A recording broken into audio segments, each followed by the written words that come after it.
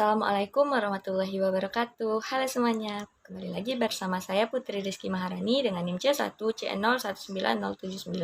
Di video yang ke-8 ini, saya akan menjelaskan materi mengenai akad musyarakah. Selamat menyaksikan.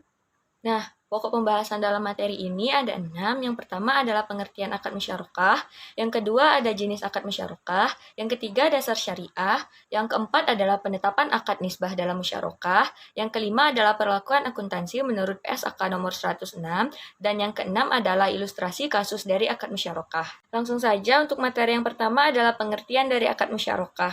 Menurut PSAK nomor 106, akad musyarakah merupakan akad kerjasama antara dua pihak atau lebih untuk suatu usaha tertentu, yang dimana masing-masing pihak memberikan kontribusi dana dengan ketentuan bahwa keuntungan dibagi berdasarkan dengan kesepakatan, sedangkan kerugian dibagi berdasarkan porsi kontribusi dana. Kemudian materi yang kedua adalah jenis akad musyarakah. Di sini terdapat dua pandangan, yaitu menurut ulama fikih dan menurut PSAK. Yang pertama, jenis akad musyarakah menurut ulama fikih dibagi menjadi dua, yaitu syirka al-milk yang merupakan kepemilikan bersama yang keberadaannya muncul apabila dua orang atau lebih memperoleh kepemilikan bersama atas suatu kekayaan. Dan yang kedua ada syirka al-uqud. Syirka al-uqud ini merupakan kemitraan yang tercipta dengan kesepakatan dua orang atau lebih untuk bekerja sama dalam mencapai tujuan tertentu.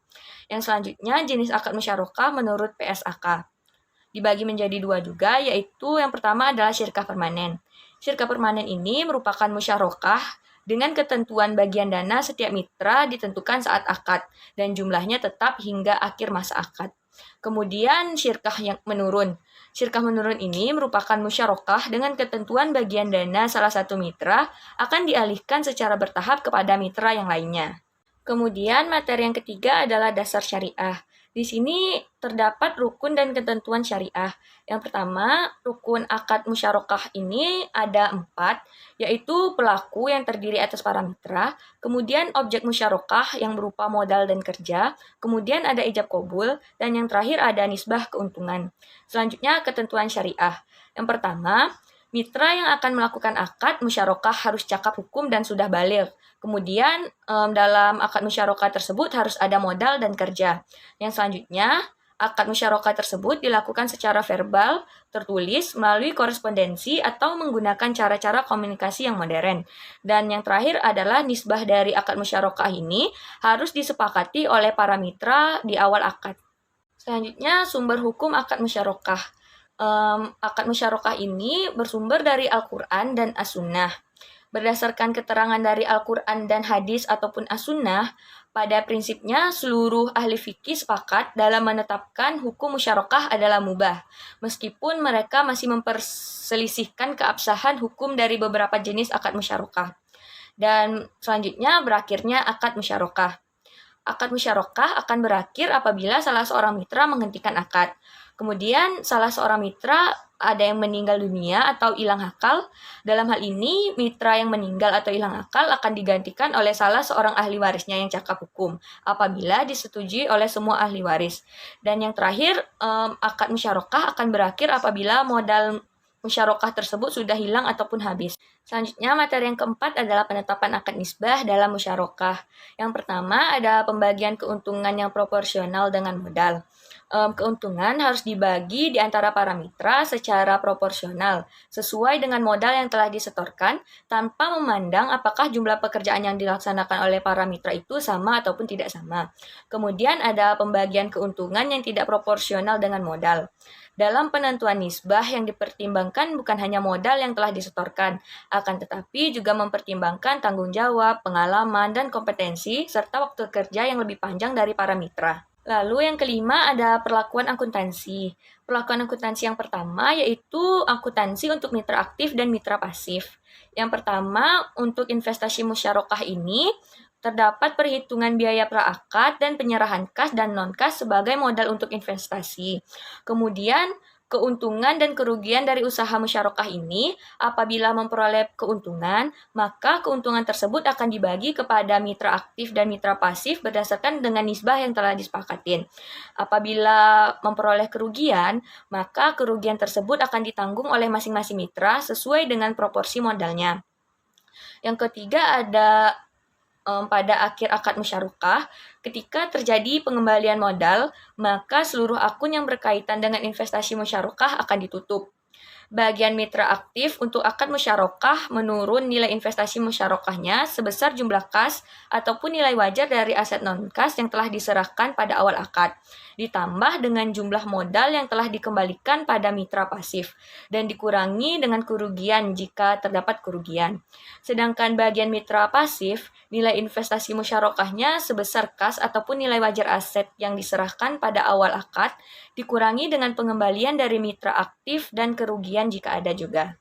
Kemudian perlakuan akuntansi untuk penyajian kas ataupun aset non-kas yang telah disisihkan oleh mitra aktif dan yang diterima dari mitra pasif disajikan sebagai investasi musyarakah. Kemudian, aset musyarakah yang telah diterima dari mitra pasif disajikan sebagai unsur dana syirkoh temporer.